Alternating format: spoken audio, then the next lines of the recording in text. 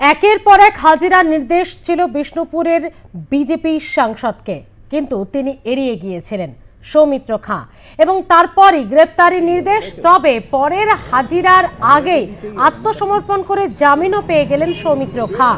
পরবর্তী হাজিরার আগে আদালতে হাজিরা দিলেন সৌমিত্র খাঁ। বিধাননগরের এমএলএ এমপি বিশেষ আদালতে তার এই আত্মসমর্পণ। আরো বিস্তারিত জানাবে আমাদের সঙ্গে রয়েছে আমাদের প্রতিনিধি বাঁকুড়া থেকে মিলন কর্মকার। মিলন, তার বিরুদ্ধে ঠিক কি সময়ে কি নির্দেশ দিয়েছিল ইতিমধ্যে আদালত, এবং তারপরই তিনি আত্মসমর্পণ করলেন এবং জামিনও পেয়ে গেলেন, বিষয়টি জানবো তোমার কাছে মিলন। দেখো, মূলত হচ্ছে 2023 সালে একটা বিরাট ঘটনা ঘটেছিল। সেখানে স্বনির্ভর গোষ্ঠীর মহিলাদেরকে নিয়ে তিনি একটা আন্দোলন করেছিলেন সোনামুখীতে। সেই সোনামুখীতে তখন পুলিশকে একেবারে কটু কথা বলেছিলেন, অসভ্য ভাষায় গালিগালাজ করেছিলেন।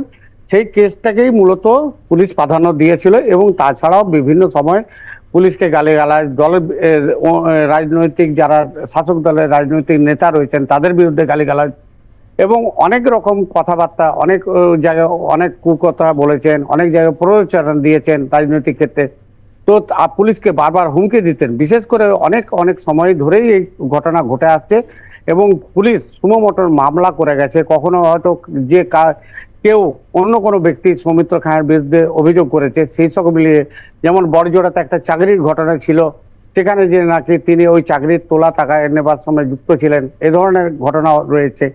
তবে আদালতে বিভিন্ন সময় হাজিরায় এড়িয়ে গেছেন। তারপরেই বিধাননগর যে এমএলএ এমপিদের যে আদালত রয়েছে সেখানে কিন্তু এক্ষেত্রে যখন কড়া একেবারে বার্তা দিয়েছিলেন যে যদি 9 জুলাই আদালতে না হাজিরা দেন তাহলে কিন্তু গ্রেপ্তারি পরোয়ানা জারি হবে।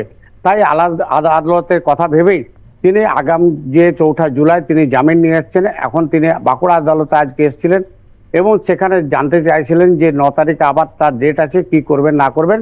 তার আইনজীবীর সঙ্গে পরামর্শ নিতে এসেছিলেন।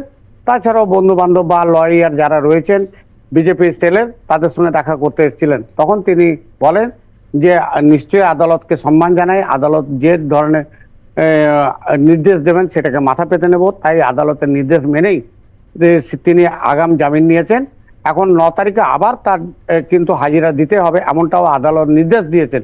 এখন দেখার বিষয় সেই 9 তারিখে তিনি হাজিরা দেন কিনা, না আদালতকে অবমাননা করেন, না এড়িয়ে যান, সেটা এখন দেখার বিষয়। তবে তিনি নিজেই জানিয়েছেন অতি অবশ্যই 9 তারিখে তিনি আদালতে যাবেন এবং হাজিরা দেবেন। তারপরে পুলিশ সূত্রে বা পুলিশ সুপারের কাছে বা বিভিন্ন জেলায় বিভিন্ন এলাকায় সৌমিত্র খাঁয়ের যে সকল যে কেস রয়েছে সেগুলি কি জায়গায় ধারায় দেওয়া রয়েছে বা কোথায় কোথায় তিনি এখনো জামিন নিয়েছেন না নিয়েছেন, সেটা কিন্তু প্রশ্নচিহ্ন থেকেই যাচ্ছে। এগুলো কিন্তু দেখার বিষয় রয়েছে। পুলিশ পক্ষ থেকে সেগুলো দেখবেন এবং তারপরে আবার তার সঙ্গে সেরম যদি কোনো কথা হয় বা বার্তা হয় তাহলে হয়তো আমরা আবার আমাদের দর্শকদের জানাতে পারবো। আপাতত ধন্যবাদ মিলন। অবশেষে জামিন পেয়ে গেলেন আত্মসমর্পণ করেই সাংসদ সৌমিত্র খাঁ। 2023 সালের ঘটনা এবং সেই ঘটনাতে কার্যত বারবার হাজিরা এড়ানোর পর তার বিরুদ্ধে গ্রেপ্তারি পরোয়ানাও জারি করা হচ্ছিল এবং সেই সময় সেটা জানতে পেরেই তিনি আত্মসমর্পণ এবং জামিন পেলেন। হাজিরাটা দিতেই হবে না, তার কি কোর্ট ডাকবে, বিচারপতি ডাকবেন, আপনারা তো হাজিরা দিতেই হবে, এটা তো নিয়ম। নিশ্চয়ই দেবো। তো পেছনে যে কথাটা বলছি, পশ্চিমবাংলার সোনামুখীর